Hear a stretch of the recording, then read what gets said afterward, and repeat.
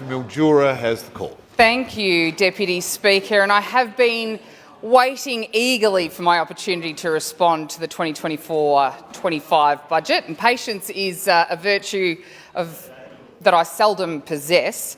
So I'm very glad that I get the opportunity now before it completely runs out, because the patience of people in the state's great northwest has run out. Now, as I was reading through the Treasurer's budget speech, I found myself having a bit of a laugh, a bit of a cry, a lot of anger. It was like being in a glass case of emotion. So I thought, I'll actually go through it so you can join me, Acting Speaker, and everyone can join me in this glass case of emotion to try to understand why those who live out in the regions feel like they're living and existing in District 12.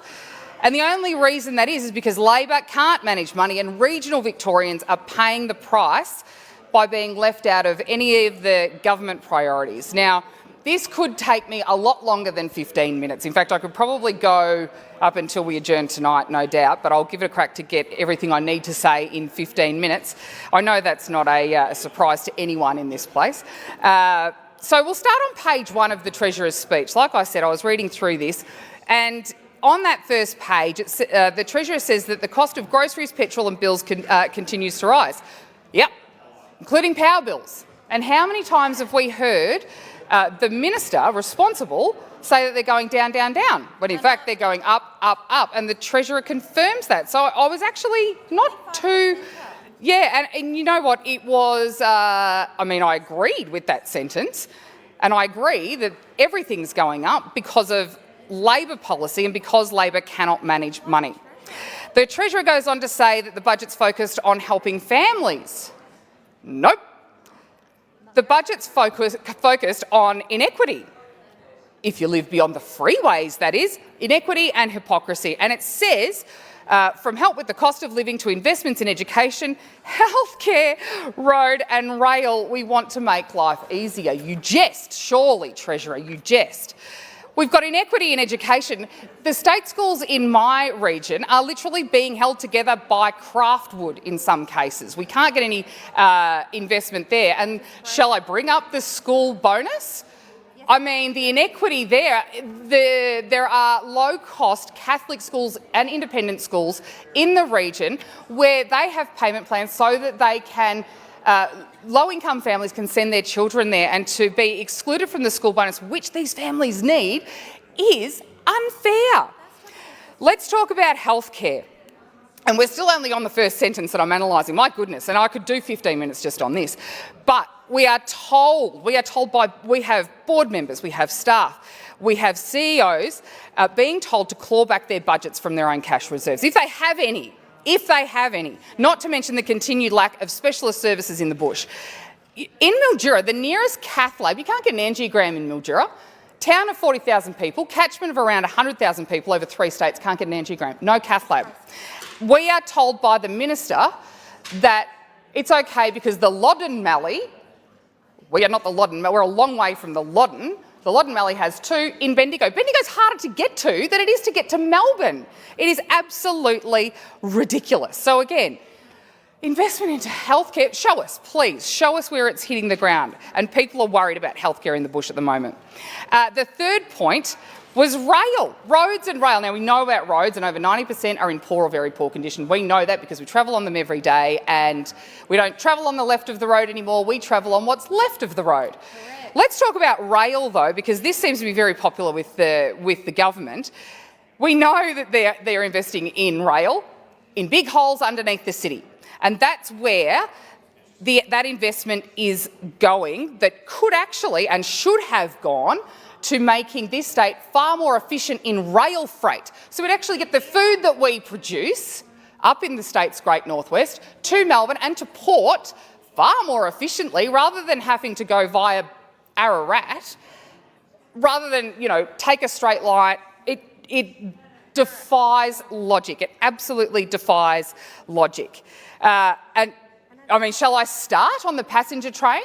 In Mildura, we talk about V-Line and public transport. Well, if you live out in District 12, no such thing. It's been 30 years, and I know that members in here like to say, oh, well, can it shut it down? Okay, well, that was 30 years ago. Windscreen's bigger than the rear-view mirror for a reason, and I like to focus forward because that's where we're heading. You can't go back in time, you can only go forward in time. There's been ample opportunity to bring back the Mildura passenger rail, and there's been no appetite to even entertain the idea.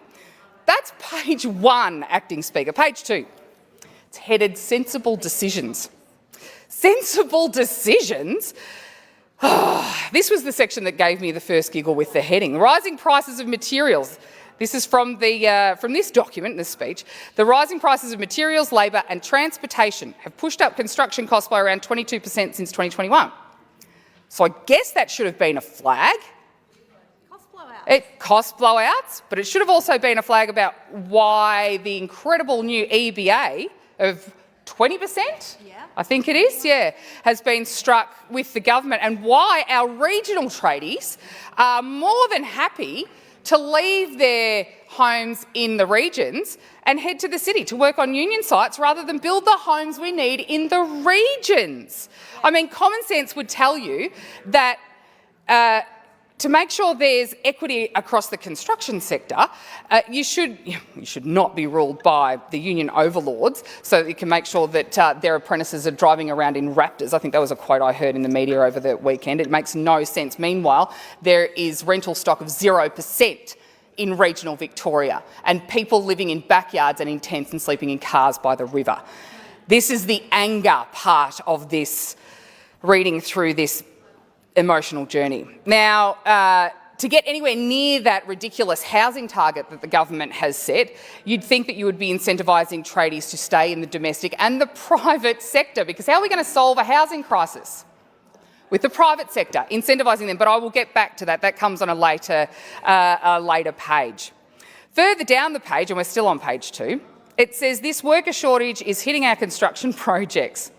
It's really hitting the small domestic ones too. It's also hurting our caring and social sectors.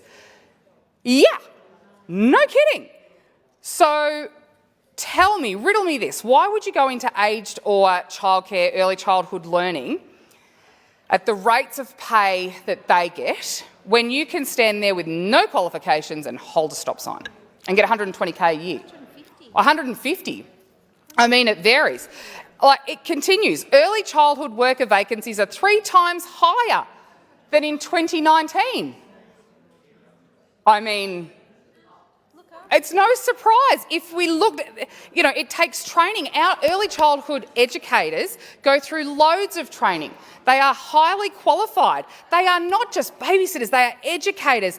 And we are paying them peanuts. The Victorian public and our educators are not monkeys, Treasurer. You can't pay them peanuts and expect them to do the work. Is it any wonder that workforce is struggling more than they ever have when they can avoid all of the valuable training and go hold a stop sign for 3 or 4 times the take-home pay of a very, very valuable educator? And then we wonder why we've got childcare deserts out in the bush. I mean, Hopeton, the childcare centre in Hopeton, which is a very small town that Treasurer's probably never heard of, they have been without childcare now for months. And there are families that have moved there during the pandemic for a tree change. They have work from home positions that allow them to keep their city-based jobs.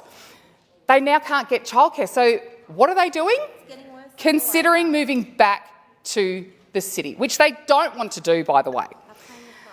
They are paying the price. And why is this? Because Labor cannot manage money, and regional Victorians, particularly in small towns like Hopeton, are paying that price.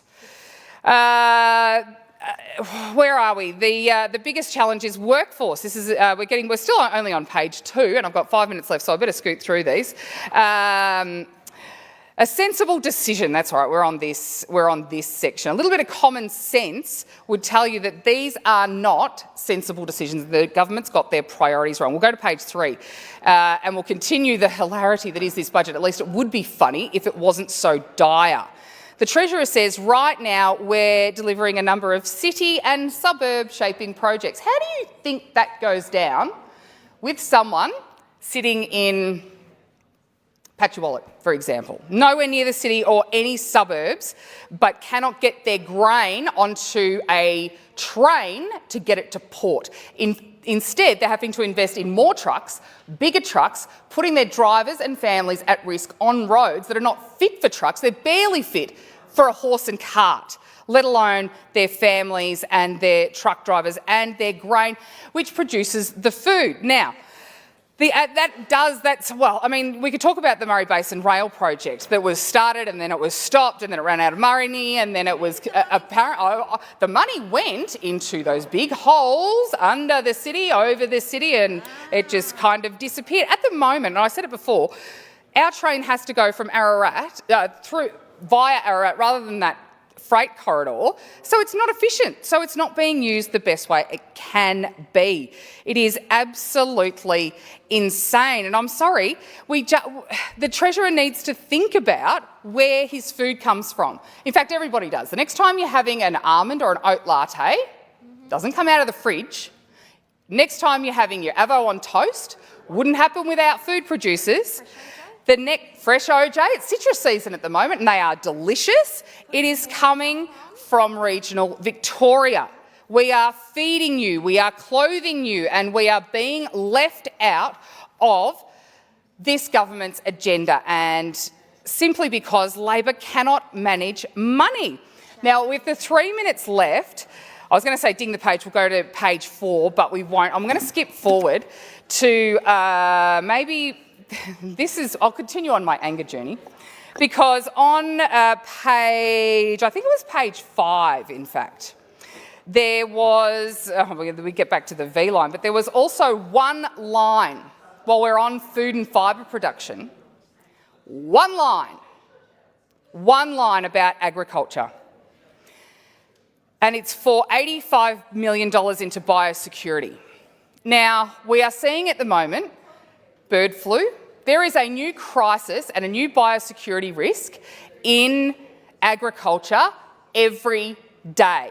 And the Minister for Agriculture is working very, very hard on that. And it is obviously a baptism by fire, because there are risks every day. We've got bird flu at the moment. $85 million isn't going to go far when that continues into the next financial year, because it doesn't just stop at June 30.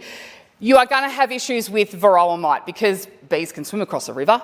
You're going to have issues with lumpy skin. You will eventually have issues with foot and mouth. There are all of these crises just waiting to happen. $85 million, that's a drop in the ocean. It is absolutely insane. And while I'm on ag and the one line that it's been given in the Treasurer's speech, let's talk about the wild dog program and what kind of deals are being done to be absolutely thrown out the door in the northwest of the state, where there are a wild dog population. Now, these are not dingoes. It's not like Pumbaa coming into Parliament. These are feral dogs, and I will be, with the 2 minutes I've got left, let me be a little bit graphic in what they do. I'm going to illustrate this to you so you know why the funding of this program and the reinstating of this program is a much more sensible decision than a $4 million scoreboard at Pork Barrel Stadium. Feral dogs kill lambs, and it's been lambing season. It's hard enough to keep lambs alive in the coldest winter we've had for a long time without wild dogs stalking the perimeter, playing with them, sending them into shock, mauling them on the hindquarters, and then once they've got them, sometimes they'll just leave them. Sometimes they'll strip their rib cage and rip their insides out, and they'll just discard them. They're not hunting for food, they're hunting for sport. And we have been just thrown to the dogs. And while we're talking about lambs, let's talk about the malleefowl. Now, I don't know, Acting Speaker, whether you've ever seen a malleefowl. I've lived in the mallee most of my life. I've never actually seen one because they're quite elusive, but we know they have been starting to come back because this wild dog program actually helped to protect them too. They are an endangered species. I would hate to think what the wild dogs, now that they just have reign of the landscape, what they are doing to the endangered malleefowl. It just makes no sense, and I would love to know why on earth the Minister for the Environment is throwing the malleefowl to the dogs. Look, this budget, it just reeks of lazy policy, a like sort of cheap retail policy, and it isn't full. It isn't helping families at all. It's making life harder for families because families can manage money, but it's very apparent in this speech and in all the budget documents that Labor cannot manage money, and it is vulnerable Victorian regional families paying the price.